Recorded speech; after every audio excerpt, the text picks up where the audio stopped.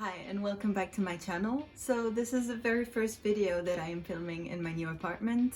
Pretty exciting. It's much larger, so it's easier to kind of find the space to set up my ring light and that kind of thing. For now, I will get straight into the subject of the video, and then maybe afterwards I'll do a little life update. But for now, let's go. So in this video, I wanted to maybe talk about something else than tattoos for the first time. I wanted to talk about wakari bukken or jiko bukken. So what that is if you translate it into English, it's stigmatized properties. So we'll see there are quite a few different types of stigmatized properties, but basically if you look for cheap apartments and you find, you know, some property that is kind of like suspiciously cheap, there is a good chance that something happened there. So basically it's buildings or apartments or houses that have a dark history, which, you know, make them really hard to rent out or to sell even. So as I said, there are three types, as I showed too, but there are three types of those jiko bukken. So first we have, just looking at my notes on my computer over there. So you have the first type is properties that have issues regarding the law. So in Japanese that would be Hotekika bukken. So in Japan, as in most probably everywhere in the world, we have different types of safety codes, of course, for buildings. Here in Japan, notably, you have earthquake safety regulations. So some older buildings are not up to the latest codes, so that might be one of the reasons that it's cheaper. And also just, you know, some owners that just plainly disregard those security laws, like fire safety equipment, that kind of thing. So that is one of the types of stigmatized properties, so just not up to the law. The second type is actually the apartment that I am living in now is included in that type. So that would be properties that are stigmatized because of the environment. So in Japanese that would be Kankyo bukken. What that means is there is no issues with the building or the apartments themselves, but in the immediate vicinity there are well, things that kind of lower the value of the building or the apartments or the house. Now those things can be like normal things, like if you're close to railway tracks or highways, the noise, pollution, or if you're next to you know, sewage plant with the smells, that kind of thing. Now also included in this is properties that are next to or close to graves or cemeteries, or what was it, crematoriums. Those kinds of facilities that have to do with the dead or death in general. Some people will find this unpleasant. They won't want to live near them. So that's always something to look for as well if you're visiting apartments. Now so this place that I'm living in now, the neighbors, let's say they're really quiet. Well, we've never really had it's never been an issue for me or my partner, because I'm living together with my partner now. But I have to say it's a very small temple, so it's not a huge graveyard or anything. They're very well maintained, and you know, I never really got a creepy vibe from it. Actually, when I came to visit the apartment, I went onto the balcony. The balcony is pretty huge for an apartment in Tokyo, which is why I chose this apartment. I went out onto the balcony and I didn't even notice that, you know, those were graves until the lady that was showing me the apartment told me. And I was like, oh, right. I never really got a creepy vibe from it. So that's also why, you know, after asking my partner if he was okay with living next to graves, he said it was fine. So that's why we decided to pick this apartment. That may be why it was fairly cheap for because it's not that small. It's a pretty nice apartment, if I do say so myself. And it's not that expensive, so maybe that is the reason why, is the neighbors. But it's been pretty nice. Every other day you can see family members coming to take care of the graves, or like clean them or bring new flowers. That's pretty cool to see. The third category is the first one you think about actually when you think of jikobukken. So it is the properties that can affect someone psychiatrically or mentally, or in Japanese that would be Shiniteki bukken. So that includes properties in which a death or accident happened, or even fires, that kind of accidents as well. So of course, well, murders, but mostly suicides, and, you know, death from natural causes are included in this category. Here in Japan, I think I've read some articles, even in English or in French, that use the Japanese term as is, but there is this thing called kodokushi. So it's a lonely death. It's when someone who lives alone passes away, but their body is not found right away because, you know, they lived alone and maybe people didn't notice right away, or they thought that, you know, they were just sick. And basically, yeah, those are a lot of jikobukken are those types where kodokushi happened, or, you know, suicides happen, unfortunately. In this third category, there is also properties that are close to known yakuza offices, or any type of organization that is kind of shady, basically where you don't want to walk by there every time you have to go home. So that's the three types broadly of wakeari bukken that I saw referred on real estate websites. So when you look for an apartment in Japan, you will of course look at websites or go to real estate agents, and on some of the little sheet of paper that introduces the apartment, sometimes you will see a little mention that that says kokuchi jiko ari. So basically that there is something that the real estate agent has to, like, legally has to tell you if you decide to rent the apartment. Now this can be a lot of reasons. It can be because it's wakeari bukken, or like maybe the building is getting destroyed like 2 years from then, and but basically they have to tell you something that may change your mind, so they have to put it on the offer.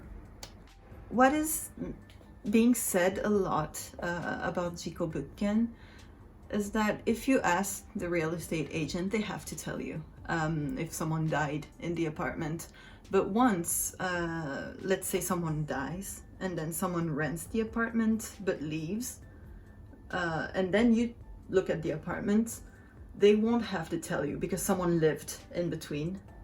The law is kind of blurry in this aspect. It doesn't really define really well what they have to or don't have to say. For example, yeah, some property owners or real estate agents might not feel it necessary to disclose like natural cause deaths because it's not violent, it's not a suicide, it's just older person that died of natural causes, like peacefully in their sleep, so they don't feel like it's necessary to disclose that to the people who want to rent the property after. Now, if you sign the contract for one of these stigmatized properties and you had no idea, but you find out later, once you've moved in, if the real estate agent didn't tell you anything, but if you find out about it afterwards, you may be able to void the contract legally. So that is something also that I found out. I had no idea. So for this second part, I will try something new. I will try and record something on my computer screen because I want to show you a website. So, oshimate is actually, it's a really famous website that a lot of people know here in Japan. So basically it's information websites on stigmatized property. It was created in 2005, and so on this website you can go see like any part of Japan, and recently you can even see other parts of the world. I will show you after that. And basically all the little flames that you can see, they indicate that a building, well, something happened in there. I think like parts of the ones that they have are properly like researched, like official wakari bukken, stigmatized properties. But I think most of the ones that you can see are ones added by the general public, so they might be a bit less trustworthy. Although if you scroll down in the comments on some of them, you will be able to see that someone picked up like maybe some news story of what happened there, or something that they researched themselves to kind of validate the post. Also in the comments, you will see the poor real estate agents trying to get them to erase the posts of some of the buildings because maybe nothing happened, and the fact that they are posted on the websites just makes their job really hard.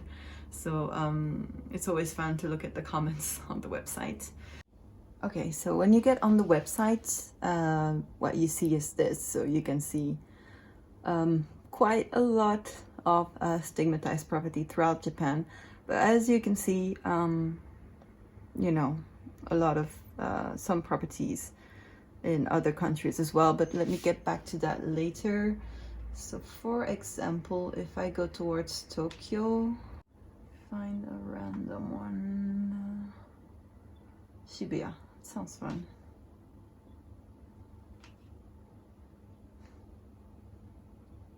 So as you can see, the closer you get, the more you can see the little flames in detail. Now if you go around here, you can see Shibuya, the 109 building. Like this one, for example, if you click on it, here you will have the details. Sometimes there is even a picture of the building itself. So for this one, it says that someone committed suicide in there using the gas. If you scroll down, there is no comment for this one. Let's try and find something that has a comment. So this one, as you can see here, it was an accident. Someone fell down from the building. And if you scroll down in the comments here, you have someone that really explained. I'm not going to translate all of it, but basically they looked into it, and these are the actual, you know, causes of the incident. So that is oshimate. That is Japan, but let's say you want to see somewhere else in the world. Let me try and see what they have in my home country of Belgium. Hopefully there isn't that many stigmatized properties, but who knows? Nothing. Oh, okay. Oh no, my hometown. So that's Liège. What happened? I was born around Liège, but I lived in Namur most of my life, so I can't quite place the exact location of this, but for some reason it's written in Japanese. If you go overseas, You'll see most of the details are written in English, but here it's in Japanese. So apparently someone was stabbed by their front door. So that's the one stigmatized property in all of Belgium. You know, I guess the website isn't that well known outside of Japan, which is why it doesn't have that many submissions. Oh wow, England has a lot. If you go like in France, maybe. Let's see. My computer is freaking out. Oh, that's where I went to university. Oh no, what happened? See, here it's written in French, where it says like a student was found deceased in their student facility, in their dorm, basically. So, yeah. Actually, when I was doing research for this video, I watched this pretty recent drama that is called Tokyo Kaikizake, which is basically about this guy that has a weird hobby of going to drink alone at places that people say they have seen ghosts. Well, it was a bit of a weird drama, but it was pretty fun. And you learn some about like bukken, or like you know, ghost spots in Japan. But in this drama, Oshimateru-san, like he's a person. He comes out a couple of times in a couple of episodes of the drama. I had no idea that he was like an actual person. I always thought it was just a weird name for a website. Yeah, turns out he's an actual guy, and he's doing pretty well with this website. Like, it makes him some money, so good for him. So the apartment I used to live in before moving here, it was actually quite cheap for the area, which got me a bit worried, to be honest. And I asked the real estate agent, you know, if there was something I should be worried about. And they actually, like, they turned their computer monitor towards me, and they opened the website to show me, look, there's nothing on the Oshimateru website. There is nothing on there. You don't have anything to be worried about. Yeah, I rented the place, lived there for a couple of years. Nothing happened, so it was just cheap, probably because it was really tiny. Third subject I wanted to talk about in this video is Matsubara Tanishi. So he is a comedian. He's known in Japan as the Jikobukken Sumimasu Geinin, so the comedian who lives in stigmatized apartments. I have been down a rabbit hole on YouTube this past week or so, where I will look at what is called kaidan. So it's basically like short horror stories that people will tell, like, you know, my friend told me about this, and I'm telling you. And there's huge compilations, like 1 hour, 2 hour compilations of those on YouTube. And actually Matsubara Tanishi, he comes out in those quite a lot, so it's been pretty fun to watch. Also, I've seen a few videos where he gives people a tour of his apartment that he's currently living in. But before I go into that, let me tell you a bit more about him. So he is a comedian.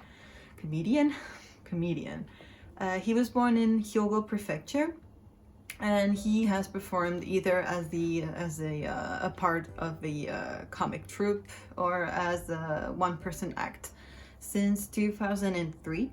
So he became known as the comedian who lives in stigmatized properties around 2012. Because he appeared in a horror talk show. I guess those exist. I've never seen it on the TV, but I think it's an Osaka show. But anyway, so he appeared in this show, and as they were talking about Jikobukken's story, the host of the show was like, oh, someone should try and live there and document it so we can show it in our show. And basically he you know, asked a couple people to do that for the show, and they both said no. And then he asked Tanishi, and he said, yeah, sure. I've seen him in a few videos, like tours of his apartment. He seems like a pretty weird dude, but kind of in a funny way. but he's kind of like really chill, like he doesn't seem to give a shit about a lot. So maybe that's why he said sure. When he moved into his first stigmatized apartment property, the rules were that he would not get paid until they could capture a ghost or rude. Until they could capture a ghost or any paranormal event on camera. Well, you know, the first night that the cameras were set up, they capture a little orb just going around. And he got paid, so that's good. So from there, he started, he kept on living there. Oh.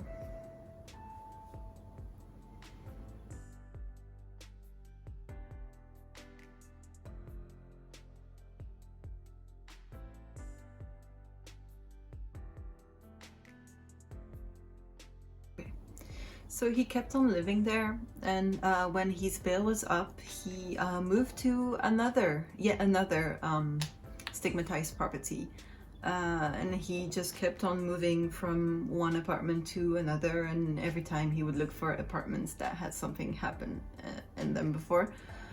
So right now, as of November 2020, he is living in his 12th stigmatized apartment. So that's fun. But yeah, I've seen like videos of him giving people like a tour of his apartment, and I've seen one where he actually asked the owner not to renovate the part of the apartment where something happened. So you can see like the only parts of the wallpaper was changed, only parts of the floor was remade. It was a bit weird. I'm not sure why he does that. But basically, yeah, so that's Matsubara Tanishi.